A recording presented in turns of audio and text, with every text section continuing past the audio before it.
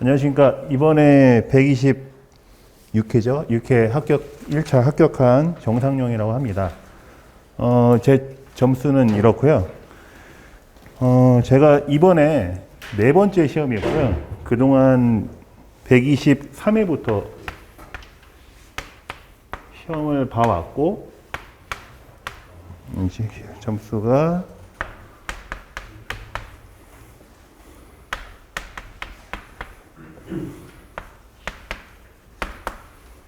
이렇게 있었습니다.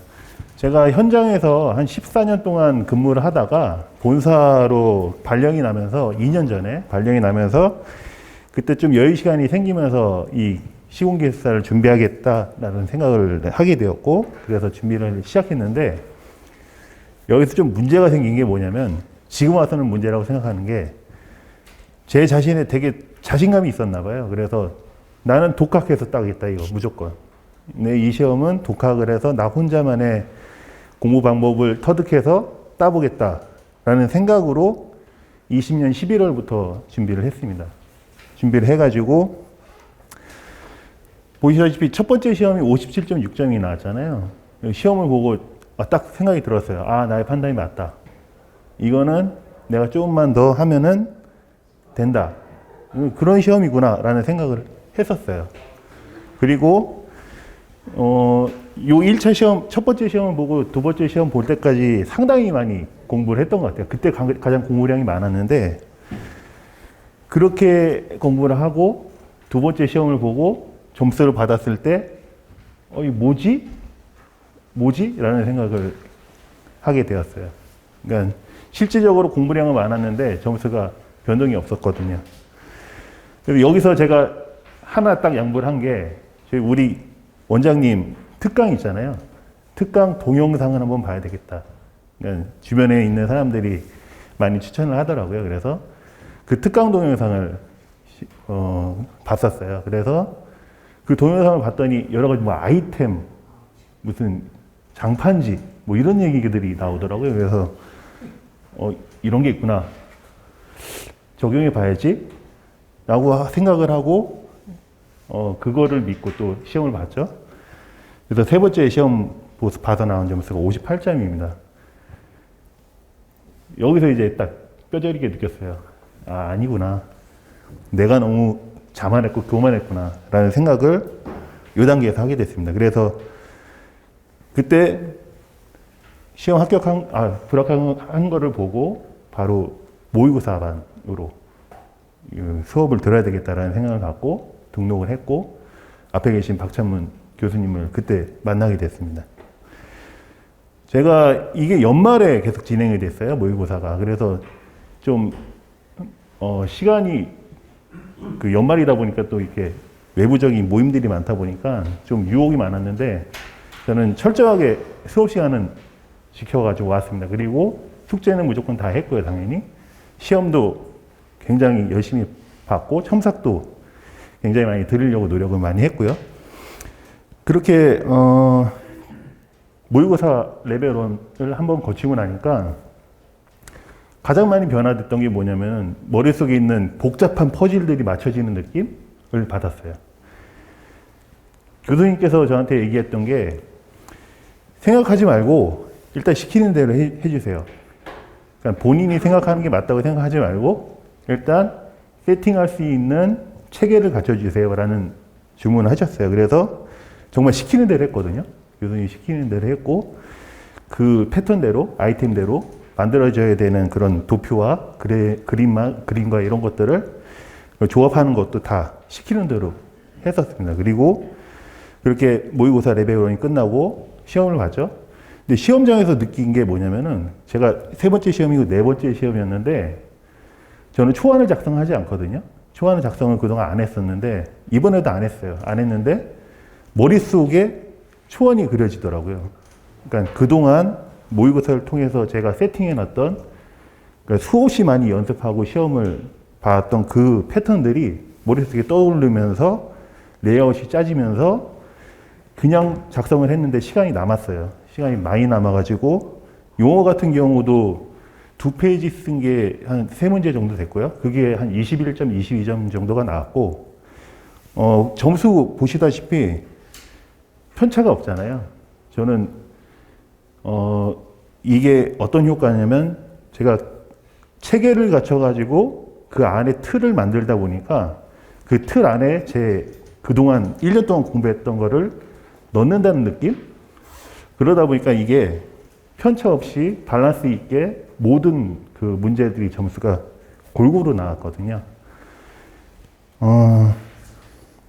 제가 가장 이 시험을 준비해서 어리석은 선택은 독학을 해야 되겠다, 나를 믿어야 되겠다라는 그 생각을 했던 처음이었고요. 가장 잘한 판단은 교수님 만난 겁니다. 진짜 말씀 그대로 교수님 만나서 제가 그동안 맞춰오지 못했던 퍼즐들을 맞추고 체계를 세우고 그 안에다가 제 답안지를 작성하는 요령을 배웠던 거, 그걸 통해 가지고 점수를 받았던 것 같습니다. 여러분들도 고득점을 받을 목적을 가지고 계시다고 하면은 먼저 체계를 갖춰 주시면 될 것 같습니다. 뭐 서브 노트를 몇 개 작성했고, 뭐 내가 서술 몇 개 했고, 용어 몇 개 했으니까 야, 이 정도면 절대 아닙니다.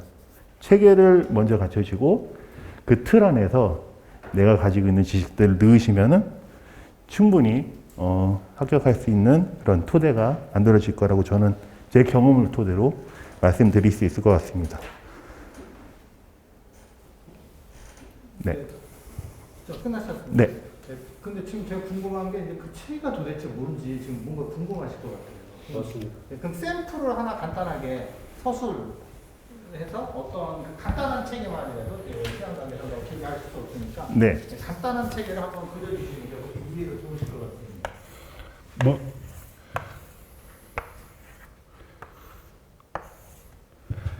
계속 수업 시간에 들었던 얘기잖아요. 첫 번째 서론, 그 다음에 엑스트라인데 저는 엑스트라는 하나도 안 썼던 것 같아요. 일단 시험에서는. 시험 문제 자체가 찍힌 게 최소한 2개, 3개 정도 나왔기 때문에 저는 이거를 안 썼고요. 바로 찍힌 뭐 1번, 2번, 3번을 두 번째 페이지까지 썼고, 그 다음에 마지막에 결론. 근데 이 안에서 아이템 만드는 것 자체를 저는 처음에는 정형화 했었어요. 말씀하신 대로 2가지 찍힘이면은 뭐 5, 7 이런 식으로 정형화 했었는데, 요걸 계속 연습하다 보니까 이 안에서 중제목 넣고 소제목 넣고 이런 것들이 자연스럽게 되더라고요. 그러니까 기본적인 요 틀 안에서 변형하는 거를 계속 연습하면서 진행을 하면은 갖춰질 수 있을 것 같고요. 제가 가장 실수했던 게 뭐냐면, 모의고사 반에 와서 깨달았던 게 뭐냐면, 제 답안지를 채점하는데 이 한 장에 5초라는 거를 저는 생각을 안 하고 그동안 공부를 했었어요. 그래서 제 답안지가 기존의 답안지 보면은 굉장히 많은 글을 채워놨거든요. 굉장히 많은 글 속에서 그 안에다가 아이템들을 넣고 하는 그런 작업들을 했었는데, 교수님 만나고 모의고사반 끝나고 나서는 이 안에 있던 것들을 아이템으로 다 끄집어 올리는 그런 방법들을 터득하게 되고, 그 아이템 중심으로 도표를 만들고 간략한 서술 하는 정도로 그 체계를 잡아가고, 그 안에서 이제 제가 배웠던 그리고 가지고 있던 그런 공부한 학습량들을 표현했던 그런 것들이 주요했다고 저는 생각이 되어집니다. 네, 질문 있으십니까? 네, 너무 뭐 완벽히 하니까 질문이 없는 것 같습니다. 네. 질문. 네. 네. 저기 용어가 보니까 189점을 받으신 것 같은데. 네. 그러면은 지금 편차가 좀 있나요? 제가 진짜 좀 재밌는 게 용어도 다 18점, 19점이고요. 3개가 21점. 그러니까 17점 밑으로는 한 과목도 한 문제도 없었고, 그 서술 같은 경우도 12개 중에 2개 빼고는 다 45점이 넘었거든요. 45에서 50점 사이. 그래서 저도 되게 점수 보면서 신기했던 게 너무 편차가 없으니까. 그리고 제가 몰랐던 문제, 잘하는 문제도 점수차가 그렇게 크지 않더라고요. 그러니까 그게 저는 핵심이 틀이라고 생각하거든요. 틀 안에다가 일단 넣는 그런 연습을 하는 게 고르게 점수를 얻을 수 있는 그런 방법이지 않을까라는 생각을 하게 됩니다. 그러니까 그 20점 넘은 용어 점수요. 네. 20점 넘은 게 3개, 4개 정도 있다고 네. 하는데 그 20점 넘은 것들이 이제 한 장을 넘어서서 아까 2장을 작성하셨다고 해서 네. 도움이 되던가요?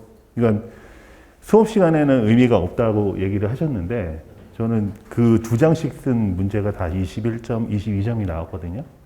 근데 그게 점수가 21점, 22점이 장수 때문에 나온 건 아니고요. 제가 그걸 서술처럼 썼어요. 그러니까 그게 문제가 2장 넘어가는 게 그 찍힌 문제, 찍힌 게 2개, 3개 나온 그런 용어 문제들이 있었잖아요. 그거를 진짜 서술처럼 2장을 썼거든요. 그렇게 했더니 21점, 22점 그렇게 나왔어요.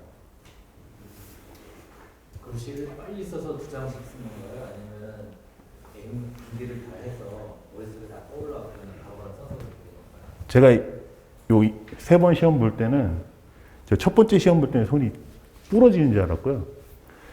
시험 보고 나면은 그 다음날까지 숟가락질을 못했어요.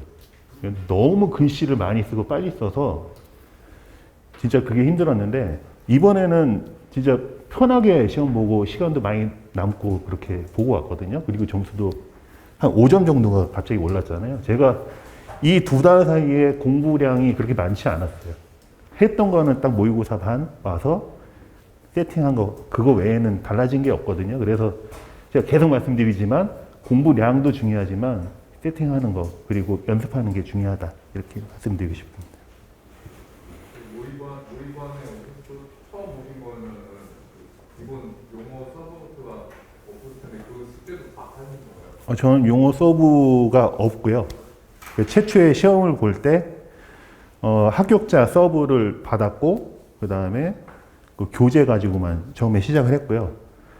그게 지금 여기까지 온 거예요. 그래서 그 용어 서브도 없고 서술 서브도 없는 상태에서 모의고사 반에 왔고요. 여기 와서 서술 서브는 당연히 작성하고 있잖아요. 용어 서브 없이 시험을 봤거든요.